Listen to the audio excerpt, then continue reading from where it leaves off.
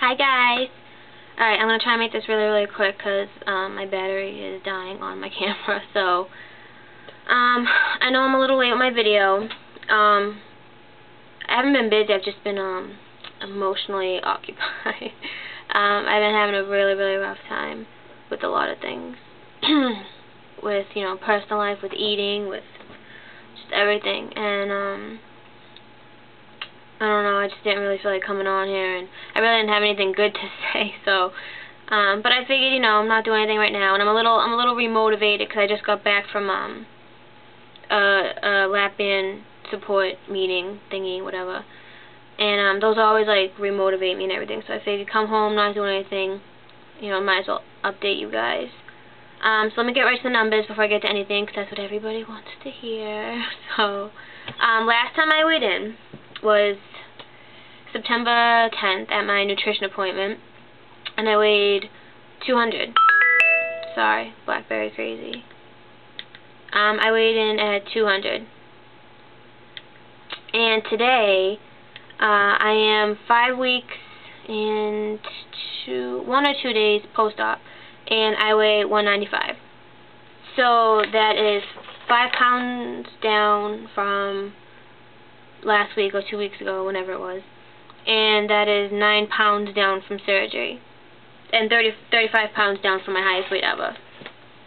So, I mean, that's pretty good, considering that I'm having a really, really hard time with, like, uncontrollable hunger and, no fill. My first fill is tomorrow.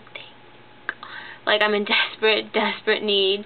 I'm going to just tell her, you know, fill me up, tighten it, no questions, no comments, just do it, because I desperately need it. But yeah, having a hard time lately.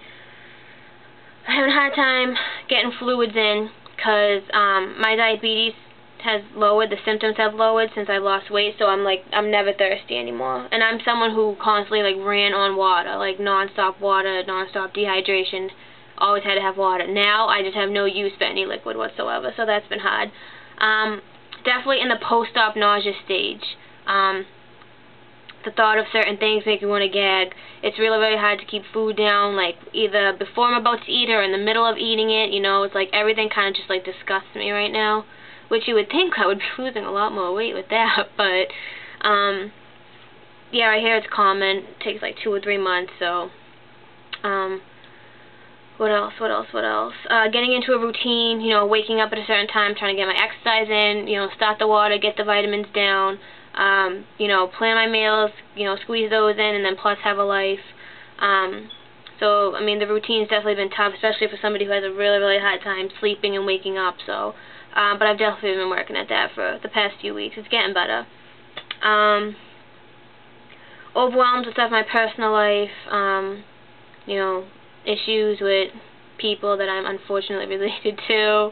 I'm starting school online. I signed up for online nutrition courses, so I'm really excited about that, but that's just going to, you know, add to things to squeeze into my day. I'm kind of in an iffy situation right now where I might have to move out of my apartment and possibly move back home. I'm not sure yet. It's a tough situation, tough decision for me to make right now, but I think it might be the best thing at this point, so that's stressful. Staying in recovery for eating disorder, that's probably been the hardest thing. I mean, I've never been in recovery for my eating disorder ever. This is the first time, and I'm having a really, really hard time. I mean, emotion-wise, I'm a mess. I had a counseling appointment set up that fell through. I don't know what the lady is. I don't know if she left the place or if she's just out of practice now. So I got to find a new counselor.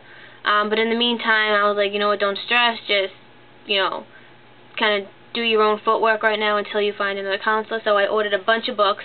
Amazon.com is, like, my best friend right now. I ordered a bunch of books that have a lot of information, a lot more insight on why I do what I do, and a ton of exercises, which I've been doing. So that's been helpful. But, you know, like I said, it's one thing to move to the recovery stage, it's another thing to keep yourself in recovery, and it's been really, really tough. I'm definitely triggered lately. Like, the past week has been rough on me. I'm definitely triggered. It's really minor right now, but I'm definitely triggered to binge. I just don't know what's triggering me, and that's what bothers me. I never know what triggers me, but I'm triggered, and it's slowly creeping up on me. Like, I am leading to a major binge right now. I can tell by my behavior. I'm eating a lot faster. I'm eating more than I'm supposed to. More snacking and grazing in between. Kind of leading off my meal plan and just grabbing things, and my meals aren't really as spaced out, and I'm obsessing about food. I'm always hungry.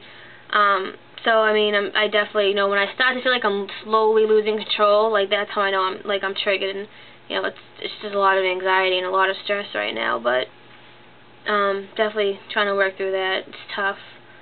But yeah, I want to share things that I've kind of been doing lately, as far as, like, trying to keep me, you know, positive and motivated and focused. So I'm going to share with you a couple of books, and I'll put the titles and the authors below, because I don't want to, like, mention, like, every title and author and, you know, take up time, but I'll put it below. But first things first, I got 2 separate binders, one for lap band progress and one for my recovery. This I got at Target. I hope you can see it, but I got this from Rebecca, Losing It with Rebecca. She really, like, motivated me out to go get this, because she said this concept reminded her of the amount of time she's going to have the lap band in her and have to work with the lap band. For me, this concept, more than anything, means the amount of time I'm going to, you know, battle daily with my eating disorder. So, I mean, I ran out and got this, like, right away. And this is my recovery binder. And all the exercises in the books, I just do them right in here. And definitely working with that a lot. This is what I would call my lap band binder. I have it divided into 3 sections, and, like, in the front I have, you know, like, handouts that I get from the support meetings and stuff, and I laminated, like, words of wisdom that I pull from magazines, and I just keep track of my progress. I write down, like, month 1, my goals, my struggles, my weight, my measurements, stuff like that, and, you know, month 2, and so on and so forth. Sorry, I just ate a salad. And then the other half I break up into, like, products that really work with me and my band, and then I take articles and nutrition information from magazine and books and recipes, and I glue them on the pages and stuff.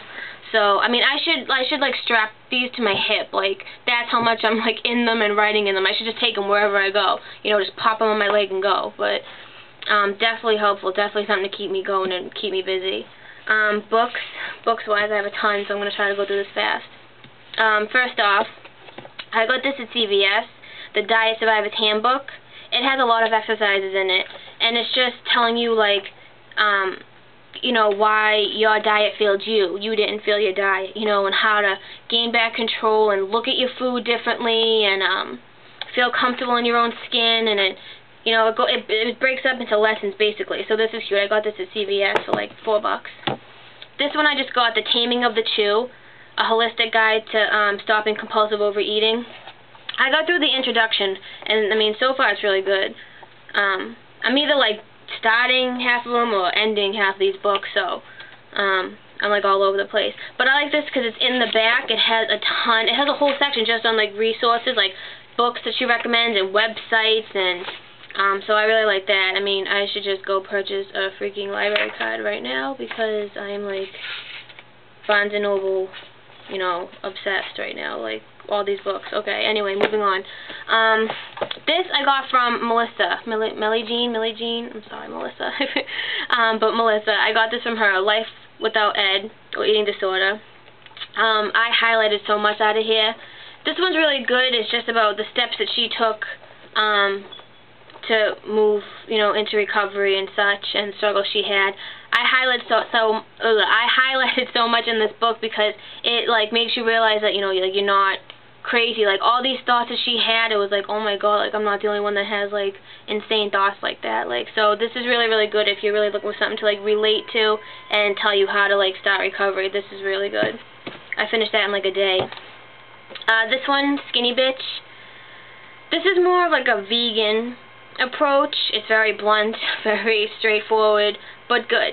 But very vegan. You know, it bashes a lot of the diet products out there, and a lot of the animal-based products, I guess you could say, you know, like sugar-free this, and they bash Splenda. Everyone on the lot band community just went, oh my god, everybody just shit themselves, I know, everybody's like Splenda crazy over here. They bash Splenda, they bash a lot of things that we think is good for us and really aren't. But I think this is good just for anybody just to know like what our food's really about these days.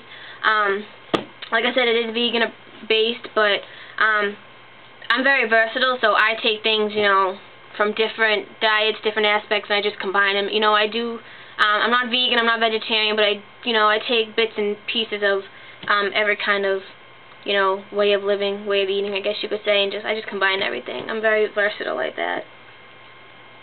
This one is good if you're just into learning about the body. Holistic anatomy. I'm really big into holistic, if you haven't noticed. Holistic anatomy, really good. It goes from everything to, you know, skin, glands, hair, bones, muscles, hormones, which we all love. Oh, yes. It's really good, and it incorporates, like, holistically the elements, energy, how all that plays a role in our body and stuff. So this is really good. Integrative nutrition, also holistic-based. This goes into nutrition, but not like by-the-book nutrition, not like your typical macronutrients, micronutrients bull. This is how food affects us and our eating affects us under stress, relationships, career, busy, kids. I mean, you name it, it goes into that. And I mean, it goes into binging, it goes into relationships, it goes into what you're really eating, and it has a ton of recipes too. So this is good. And I have a school too, believe it or not.